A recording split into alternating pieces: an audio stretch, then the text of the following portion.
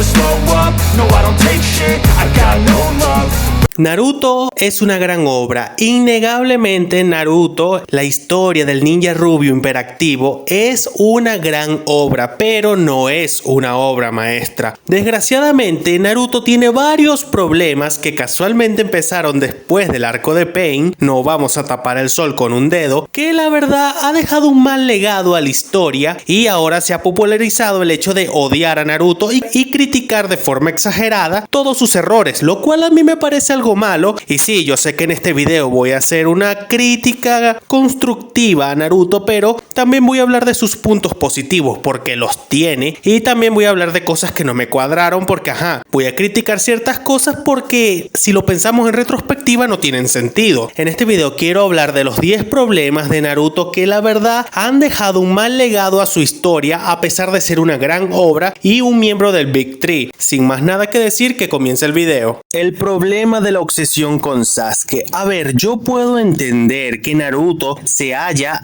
obsesionado hasta cierto punto. Lo que pasó después del arco de Pain no tiene justificación por ningún lado, pero hasta cierto punto yo creo que sí tiene algo de justificación que Naruto haya querido insistir tanto en buscar a Sasuke. Y es que, a ver, eso de que Sasuke fue el primero en reconocerlo es una verdad a medias, porque para empezar, Sasuke no fue el primero en reconocer a Naruto, ese fue Iruka Sensei. Él fue el primero en reconocer a Naruto de toda la aldea, pero Sasuke fue el primero de su generación, o sea, la generación de Naruto y sus amigos. Él fue el primero en reconocerlo por encima de los demás. Sasuke fue el primero en reconocer a Naruto como un gran ninja y como un gran rival. Él fue el primero de la generación de Naruto, pero Sasuke no fue el primero de la aldea en reconocer a Naruto. Ese fue Iruka. Y en los primeros capítulos sí se puede justificar que estos dos hayan sido amigos, porque vimos como Kishimoto formó la amistad entre Naruto y Sasuke desde el arco del País de las Olas hasta el final del arco de los exámenes Chunin. Se puede justificar de que Naruto estaba obsesionado de traer a Sasuke de vuelta hasta cierto punto. Sí, tiene cierta justificación, pero ya hubo un momento en el que Naruto debió haberse replanteado si seguir buscando a Sasuke era lo correcto o no. Ya el tipo había hecho tantos crímenes que ya no tenía ningún tipo de perdón de Dios. O sea, atacó a los 5 líderes de las 5 grandes aldeas y Naruto seguía perdonándolo. Invadió otra aldea y Naruto seguía perdonándolo y dejándose humillar por él. Yo podría entender hasta cierto punto el que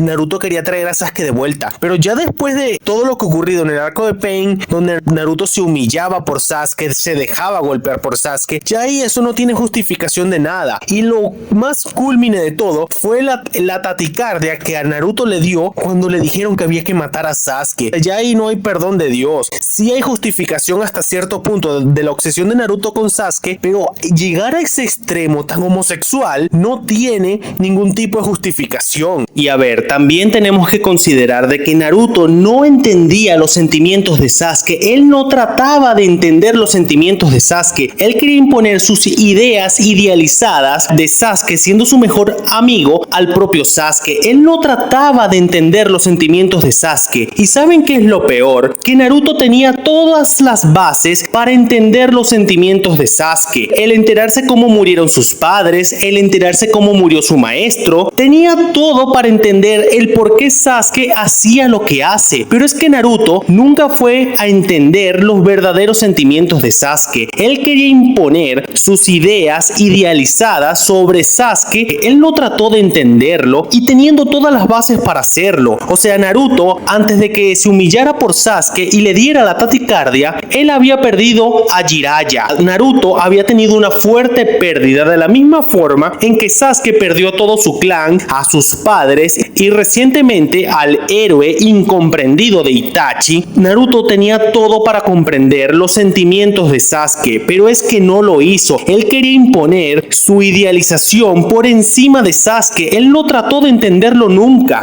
La obsesión con los Uchiha. A ver, el clan Uchiha siempre fue uno de los clanes más interesantes de Naruto desde el inicio, no lo vamos a negar, pero la obsesión tan rara que tuvo Kishimoto con estos tipos no tiene ningún tipo de lógica. ¿Por qué solamente le regalaba poderes a los del clan Uchiha, mientras que los otros clanes como que dejaron de existir? Digo, incluso el supuesto clan que era igual de fuerte que los Uchiha, que eran los Senju, estos tipos parece que están inexistentes en la aldea. Parece que ellos murieron después de Tobirama, porque ni siquiera en tiempo presente hay un Senju aparte de Tsunade. O sea, pareciera que Tsunade es la única Senju que queda. Pero la exageración con todos estos tipos es algo asombroso. Incluso cada Mangekyo Sharingan tiene una habilidad propia, siendo la de Obito la más rota de todas. Esto es algo, no sé, esa rara obsesión con los Uchiha en regalarle poderes, sobre todo a Itachi, inventarse cosas raras, olvidar que el Sharingan puede copiar habilidades. Hubo un momento que ya el Sharingan tenía tantas habilidades, Kishimoto se olvidaba de las bases principales del Sharingan, que era el de copiar jutsus. Hubo un momento que ya esto no tenía sentido. Los Uchiha habían sido tan sobreexplotados que ellos rompieron completamente la escala. La habilidad especial del Mangekyo de Obito era el más roto de todos. Es algo absurdo. Y a pesar de eso, le regalaron más poderes a Obito, lo cual no sirvió de nada, pero nada más con su 2 Sharingan del Kamui, Obito estaba rotísimo. Dígame si hubiese tenido los 2 ojos, habría estado más roto, y nada más tenía uno y estaba rotísimo. El problema de las evangelizaciones. A ver, evangelizar a personajes no tiene nada de malo, pero solo y cuando los personajes tengan la posibilidad de ser salvados. El hecho de que aquí las evangelizaciones en Naruto se vean ridículamente mal se debe a que las evangelizaciones tanto de Nagato como de Obito no tienen sentido, porque deja a estos dos personajes como tipos con débiles convicciones y sin ningún tipo de carácter. Además de eso, estamos hablando de dos personajes que no tenían perdón de Dios por ningún lado. Las evangelizaciones no son el problema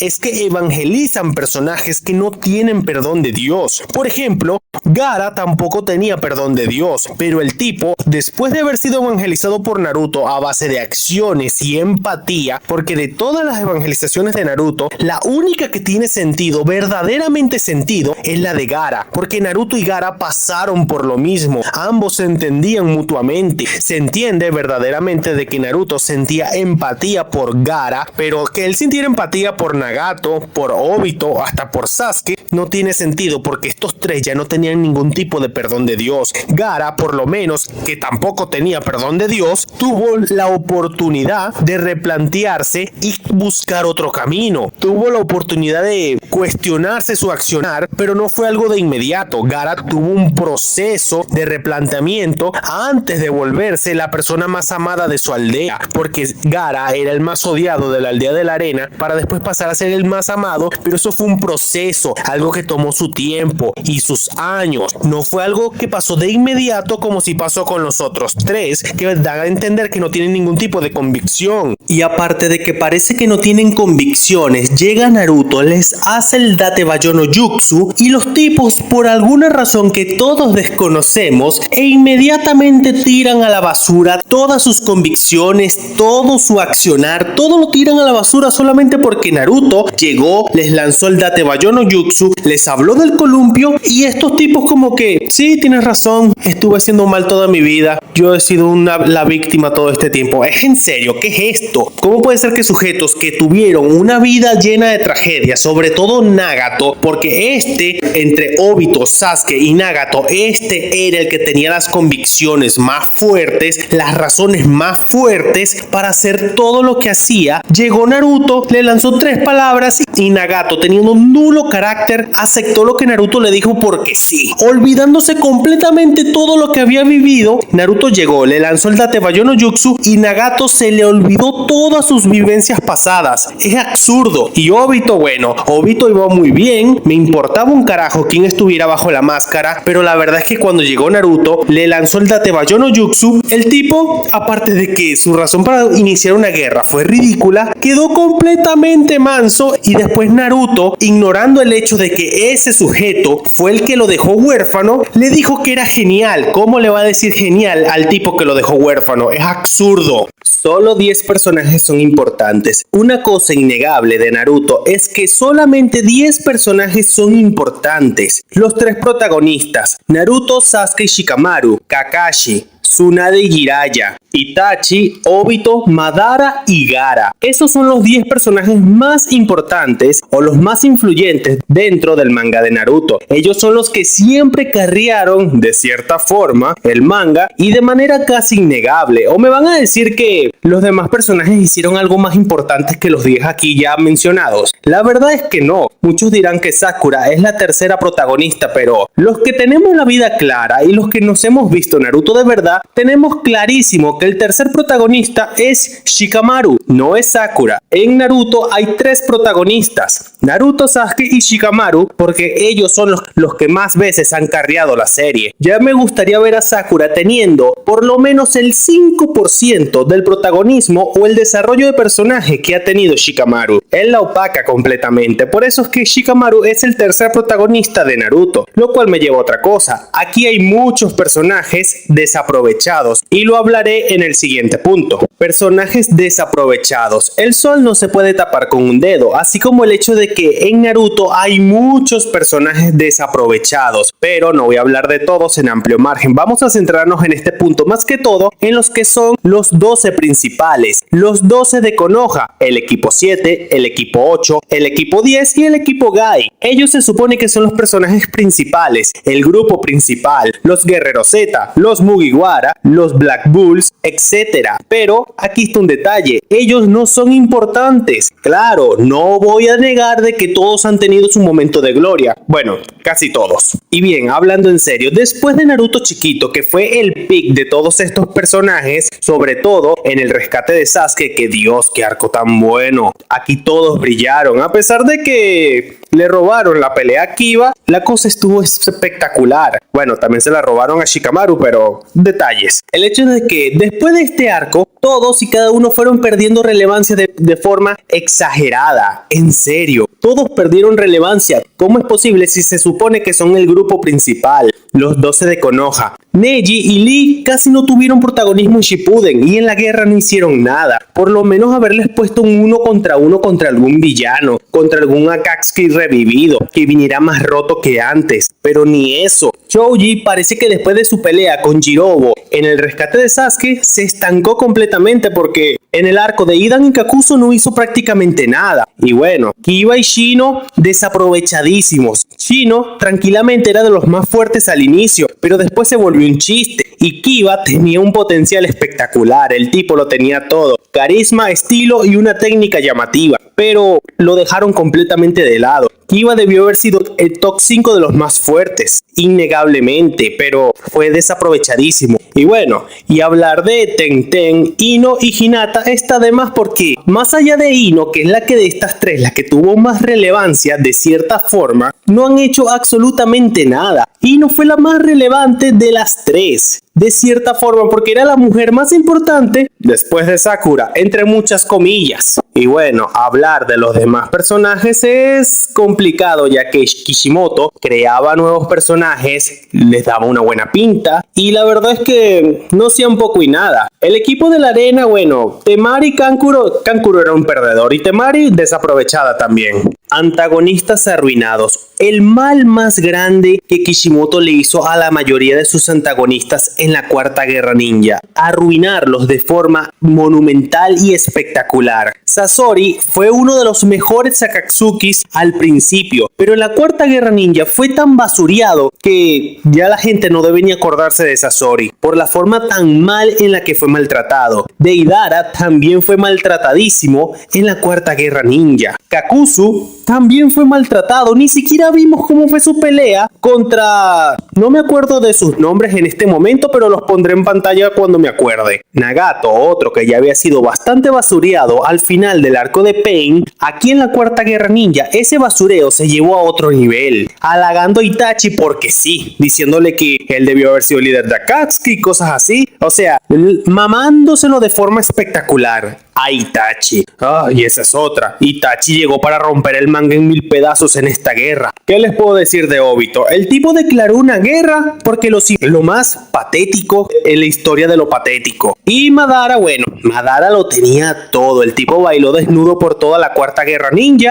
Pero Kishimoto no sabía cómo matarlo y hizo que el sexo negro, de alguna forma que no me explico cómo, le atravesara el pecho para revivir a Kaguya, un enemigo que era más débil que Madara. Madara bailó desnudo por toda la cuarta guerra ninja. Con el machete al aire se lo pegó a todo el mundo por la cara y lo mataron de forma ridícula. Qué forma de basurear al villano principal, al villano de los villanos, la gran mente maestra Madara Uchiha. Los desarrollos estancados. Aquí en Naruto se iniciaron varias tramas, pero todas y cada una fueron echadas a la basura o simplemente se olvidaron de ellos. Incluso hubieron tramas que pudieron realizarse, pero nunca iniciaron. Ejemplo, la trama de Lee de que el esfuerzo supera el talento natural nunca se terminó de explorar. El tema de Neji con el clan Hyuga tampoco se terminó de explorar. El Ino Shikasho solo se centraron en Shikamaru, pero Choji y Ino, que también eran personajes interesantes, no fueron explorados. Incluso, a pesar de que el clan de Ino tenía una de las técnicas más rotas de este manga, el destructor de mentes. El clan Aburame de Shino parecía ser uno de los más fuertes de Konoha, pero tampoco fue muy explorado. El Sarutobi tampoco fue explorado y se supone que estos tipos eran el clan del Hokage. Bueno,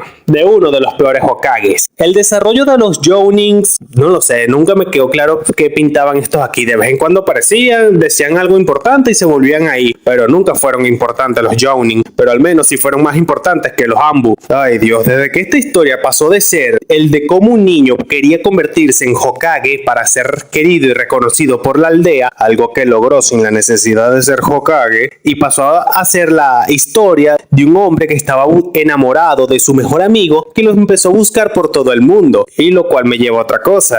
Ellos no son amigos. El mejor amigo de Naruto siempre ha sido Shikamaru, pero Naruto es un ingrato. Aquí en Naruto se pudieron desarrollar muchas cosas, se pudieron desarrollar más a los personajes secundarios, se pudo haber desarrollado más al mundo, se pudieron haber desarrollado guerras mejores que la cuarta guerra ninja, conflictos entre aldeas. ¿Por qué nunca vimos esto? ¿No habría sido interesante ver un conflicto entre aldeas? Digo, siempre decían que estaban al borde de una guerra, pero nunca vimos un conflicto entre aldeas, más allá de lo que pasó en los exámenes Chunin, cuando la arena y el sonido hicieron una alianza para atacar a Konoha. Eso no tuvo repercusión, de forma ridícula, considerando que murió el Hokage, pero bueno, quedaban Jiraiya y Tsunade, así que probablemente los demás países, teniéndolos a ellos dos vivos, no se atrevían a atacar el país del fuego.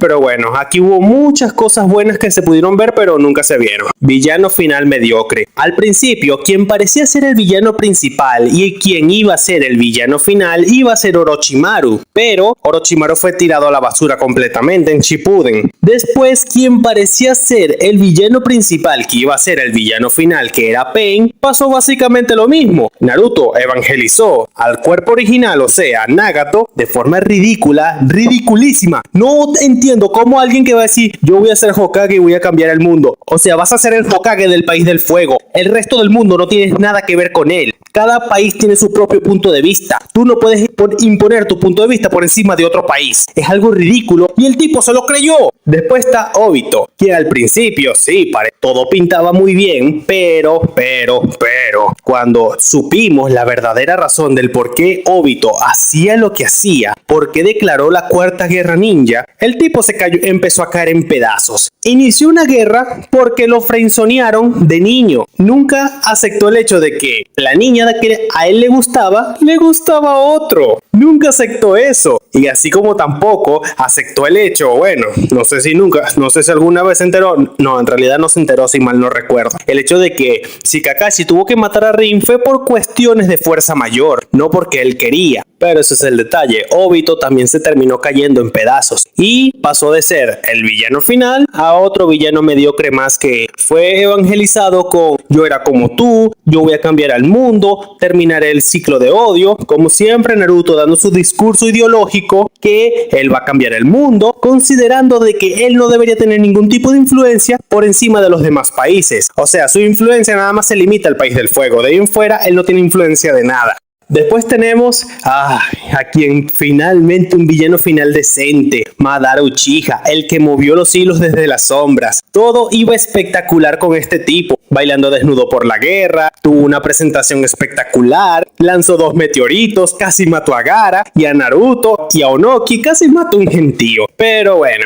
detalles. Y bueno, ¿qué pasó al final con Madara? Apareció el sexo negro, hizo una ridiculez más grande de todas las ridiculeces del shonen, mató a Madara, aparentemente, revivió a Kaguya, un enemigo más débil, el cual fue derrotado de forma ridícula bueno, no fue tan ridícula, lo ridículo aquí fue el puñetazo que le dio Sakura, pero bueno, detalles. El hecho es de que Kaguya no debió ser el villano final de esta obra, no tenía pinta por ningún lado, nada más fue el villano final porque, según Kishimoto, no sabía cómo derrotar a Madara. Maldito descarado. Promover las evangelizaciones. Otra cosa malísima que hizo Naruto fue promover las evangelizaciones de que todo el mundo en el fondo realmente es bueno, o estar por ahí dando discursitos ideológicos de que la paz mundial es posible y se va a lograr. Aquí hay 2 formas de evangelizar. O empiezas diciendo yo antes era como tú y yo éramos iguales y que pin, que pan, que el pacto y la guacharaca y ay no. O está la forma de evangelizar de dando un discursito muy chimbo sobre la paz mundial, sobre que todos debemos ser amiguitos, que no deben haber conflictos y que bla bla bla. Es imposible que no exista la paz mundial para empezar. El único personaje en este manga que tenía la razón de cómo traer una verdadera paz era Pain. Pero bueno,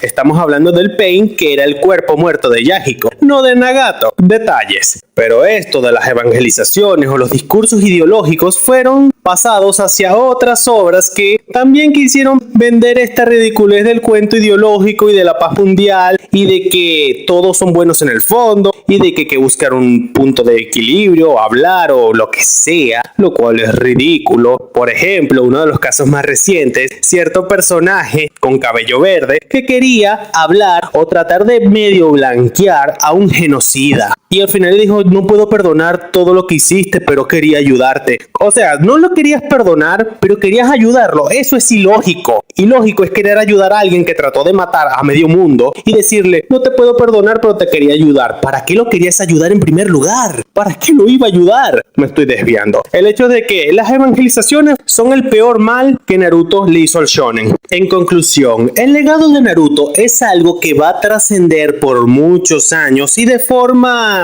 negativa, desgraciadamente, porque si habláramos del Naruto clásico, todo lo que vimos desde el capítulo 1 hasta casi al final del arco de Pain, habría sido el legado más glorioso del shonen, pero estamos hablando del legado que empezó a dejar Kishimoto de la cumbre de los Kage en adelante. Todo eso es el mal legado de Naruto, porque de ahí en adelante vimos la peor faceta de Naruto. Pasamos de tener al Naruto definitivo en el arco de Pain a tener a un Naruto sin amor propio que se dejó golpear por 2 random de otra aldea solamente para que perdonaran a Sasuke. Pasamos de tener al Naruto definitivo, el que la tenía toda clara, que derrotó al villano de una forma cuestionable por no decir otra cosa, a tener a un tipo sin ningún tipo de criterio, sin ningún tipo de amor propio, se dejó golpear por 2 random para que perdonaran a Sasuke. Y después más adelante le dio taticardia porque dijeron que iban a matar a Sasuke. Y todo esto fue lo que vimos en la cumbre de los Kages en adelante. Digo, el legado de Naruto al principio era muy bueno, pero todo se empezó a descarrilar. Y creo que todos nos hemos quedado con la mala idea de que Naruto es una mala obra por culpa de todo lo que vimos en el arco la cumbre de los Kages en adelante. Y yo repito lo que dije al inicio, la cumbre de los Kages y la cuarta guerra ninja no son 100% malos, tienen sus cosas buenas, pero es que las malas opacan a las buenas. Ese es el problema de este arco, de estos 2 arcos. Las cosas malas opacan a las buenas. El legado de Naruto era bueno, pero las cosas malas que opacan a las buenas manchan el legado bueno de Naruto. Y las futuras generaciones van a creer que lo malo, que es lo que opaca lo bueno, es la idea para tener éxito en un shonen, lo cual es error. Las cosas malas que arruinaron Naruto no son el camino. Todos los que deberían inspirarse en Naruto deberían ver todo lo que inició en el capítulo 1 hasta el arco de Pain. Ese es el legado definitivo de Naruto. Todo eso es lo que se debe inspirar los futuros mangakas, no de lo que se vio después del arco de Pain en adelante. Pero bueno, ¿qué se le va a hacer? Son cosas de los japoneses y kishimotenses. Hasta aquí el video de hoy. Si les gustó, denle like, suscríbanse, dejen un comentario y nos estaremos viendo en otro video. I don't ever slow